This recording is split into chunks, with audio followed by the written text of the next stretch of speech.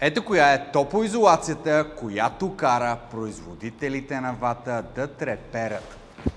Но не от студ. Това видео ще ви покажа топлоизолация, каквато до сега света не е виждал. Тя е революционна, свръхтънка, рефлективна, многослойна и е без аналог. Произвежда се под супер строг контрол в заводите в Белгия. Това е Алотермо. Това е най-доброто решение за изолация при липса на пространство, при стари ремонти или ново строителство. Тази топлоизолация е с супер високи шумоизолационни параметри. Въпреки че дебелината ѝ е само 1 см, тя се равнява на 20 см минерална вата. И сега знам какво си мислите. Този маната пак е спал на отворен прозорец и в това видео ще ни баламосва и ще ни показва някаква топлоизолация, която е дебела 1 см и можело да се равнява на 20 см вата. Ватата е най-свещената и свръхмодерна топлоизолация, която нищо не може да я бие. Пичове, добре дошли в 21 век, където технологиите се развиват с феноменална скорост и ватата, да, е много добър топлоизолационен материал, но при конкретни положения и условия. И когато вие нямате достатъчно пространство, за да сложите 10-20 см вата, имате вече Алотермо, което е 7 слоя и може да ви спести много усилия, разходи за топлинна енергия и да не ви отнема пространство от вашите помещения. Подходящо е за изолиране на стени, на подове, на камиони, каравани, кемпари, самолети, реставриране на паметници на културата, където не може да се слагат много дебели топлоизолационни материали и да се променя конструктивната форма. Общо взето, това е от 21 век космическа топлоизолация. И знам, че си мислите, че това е някаква измишльотина, защото и аз така си мислех в началото, когато вносителите се свързаха с мен и искаха да им направя видео за продукта.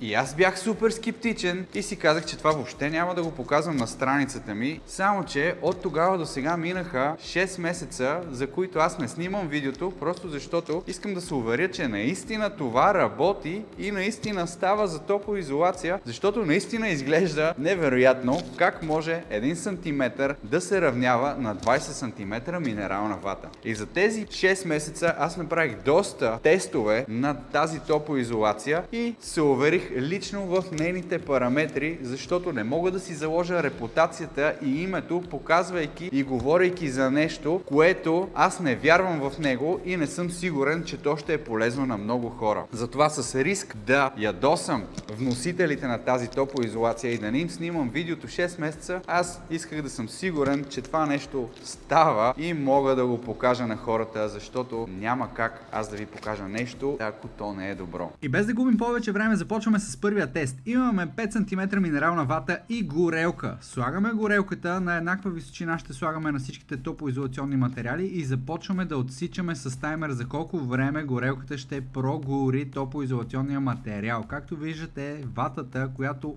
ушкем не гори, започна да изгаря и да става в нея дупка. От горната страна на всеки топлоизолационен материал върху две рапитки съм залепил хартиено тиксо, върху което се прицелвам с инфрачервен лазерен термометър, за да отчетем каква е температурата на въздуха на хартиеното тиксо. Не директно върху топлоизолационния материал, а на няколко сантиметра отстояние. И както виждате, температурата на въздуха, който е на няколко сантиметра над ватата, достига до 354 градуса. Само за 57 секунди ватата се проби от огъня и ние достигнахме изключително висока температура, което ще рече, че тези 5 см минерална вата не могат да удържат високата температура от огъня за повече от 57 секунди. При теста с 2 см XPS огъня успя да пробие топлоизолационния материал точно за 4 секунди и забележете колко много дим се отделят при горенето на този тип топлоизолации. Това е основната причина така наречения стиропор EPS и XPS да не са добри за вътрешна топлоизолация, защото не дай си Боже при пожар огромното количество токсичен дим, който се отделя, е смъртоносен и хората нямат шанс да се евакуират, което е най-големия проблем при пожарите, защото хората не умират изгарят изгаряйки от топлината, а задушавайки се с вреден токсичен дим като този. Обърнете внимание какво се случва, когато започнем да нагряваме 7 слойната супер тънка изолация аотермо, където само 4 от слоевете са с много дебел и качествен алуминий. Скоростта на видеото съм я пуснал на 6, защото експериментът продължи много дълго и тази изолация не може да изгори дори след 5 минути нагряване. Виждате, вече сме на втората минута и температурата на въздуха над изолацията е само 47 градуса. Когато продължим да нагряваме вече към третата минута, сме достигнали до максимума, който е 60 градуса. Спомняте си, при 5 см вата около една минута имахме 360 градуса. Тук на четвъртата минута ние стоиме на 60 градуса. Точно за това можем да кажем, че 1 см аотермо е 6 пъти по-добър, отколкото 5 см минерална вата. Виждате, след 5 минути ние нямаме дупка дори в материала и когато започнем да го чоплиме и да го белим, виждаме, че топлината се спира от различните прегради алуминии, които са 4 на брой. И те отразяват топлината. Това е причината алуминиевите фолия да се използват за спасителни одеяла, които се наричат още сървайвърчета, с които да могат да се увият пострадали хора, за да не премръзнат при планински спасителни операции или други бедствия. Друго супер широко приложение на рефлектиращите топлоизолационни свойства на алуминия е в хранително-вкусовата промишленост и съм сигурен, че много от вас са си взимали храна за вкъщи в алуминиеви тарелки и са оставали изумени как като се приберат тази храна все още е топла. Това се дължи на факта, че алуминия отразява топлината като огледало и затова аотермо е първата в света рефлектираща и отразяваща топлината топлоизолация с дебелина от само 10 мм. И понеже тестът с горелко е супер екстремен, нека да пробваме с домакински котон какво ще се случи и каква ще е температурата на въздуха над топлоизолационния материал. При XPS виждаме, че на 24-та секунда вече той е пробит и температурата, която беше там, е 67 градуса. При същата температура на котлона при ватата успяхме да постигнем 138 градуса на въздуха над топлоизолационния материал. Това беше пика за 2 минути и малко. На термокамерата виждате как топлината преминава през ватата.